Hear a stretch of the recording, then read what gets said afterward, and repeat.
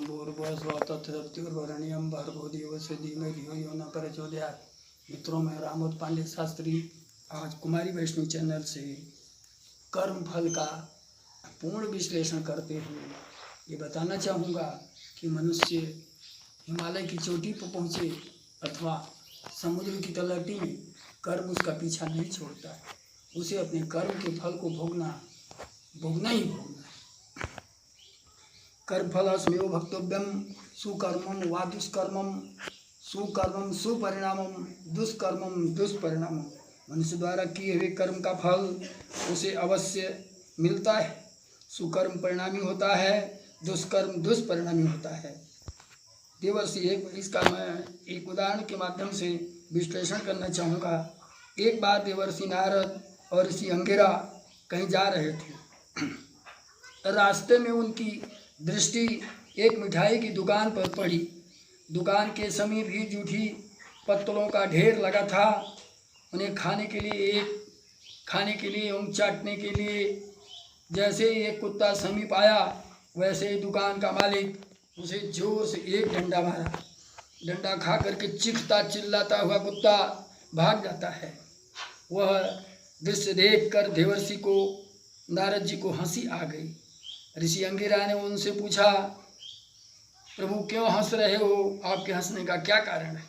ऋषि ने बोला, ऋषि वह एक दुकान पूर्व में एक कृपण व्यक्ति की थी। वो जो वज्र कंजूस था, उसने बहुत ही सारे धन का उपार्जन किया और इस दुकान में लगा दिया, पर दूसरों को उतना कष्ट भी दिया।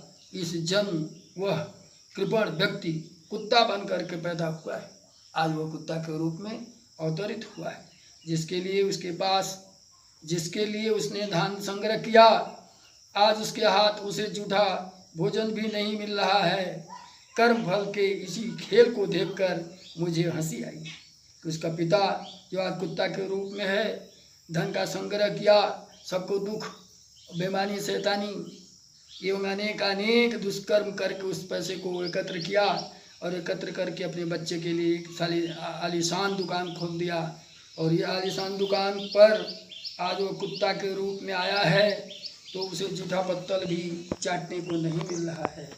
मनुष्य अपने शुभ एवं अशुभ कर्मों का फल अवश्य भोगता है, चाहे इसके लिए जन्मांतरों की यात्रा क्यों न करनी पड़े। मनुष्य को अपने कर्म फल के लिए निश्चित रूप से किसी न किसी रूप में वर्तमान अथवा भविष्य में कभी न कभी उसको किसी न किसी रूप में उस कर्म को भोगना ही पड़ता है। अंतर क्या होता है कि सज्जन लोग अगर दुष्कर्म करते हैं तो उन्हें तत्काल फल प्राप्त होता है, और दुष्ट जन जब कोई ऐसा दुष्कर्म करते हैं तो उनको उस कर्म के फल को भोगने में थोड़ा देरी लगती है, क्योंकि उनके पास दुष्कर्म की तमाम सीढ़ियाँ लगी हुई हैं, एक एक करके वो भोगते हैं। इसलिए आप समझ लें, परमात्मा के दो पुत्र होते हैं, एक सज्जन है, एक दुर्जन है। सज्जन व्यक्ति अगर तनिक भी गलती करता है तो परमपिता परमेश्वर उसे तुरंत दंड देता है। क्यों? क्योंकि वो सोचता है जैसे मेरा यह दुष्ट पुत्र है, वो दुष्कर्म करता हुआ दुष्परिणाम भोग रहा है, तो उसी तरीके से यह भी हो जाएगा। इसलिए सज्जनों को तुरंत दंड मिलता है, दुर्जनों को विलंब से दंड मिलता है। मित्रों, मनुष्य को ईश्वर से भी नहीं डरना चाहिए। अगर उसे डर है तो उसे अपने कर्म से डर होनी चाहिए। ये कर्म जो है वो चारों 56 लोक तक घूम जाओ, लेकिन कर्म फल तुम्हारा पीछा नहीं छोड़ेगा, परछाई बन करके तुम्हारे पीछे पीछे जाएगा।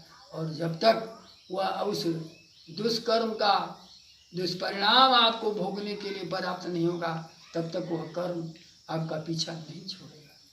इसलिए मित्रों, हर कार्य को सोचकर समझकर व्यक्ति को किसी से डरना नहीं चाहिए। इसीलिए मैं कहता हूँ कि हम परमात्मा से भी नहीं डरते हैं। हम डरते हैं तो अपने कर्म से डरते हैं। मुझसे कोई दुष्कर्म तो नहीं हो रहा है, क्योंकि दुष्कर्म किया हुआ मेरा जो कर्म है उसको भगवान भी नहीं रोक सकते हैं। उसका दुष्परिणाम मुझे अवश्य भोगना ही भोगना है। जय माँ भारत, जय माँ जगदम्बे, त्राहि माम त्राहि माम।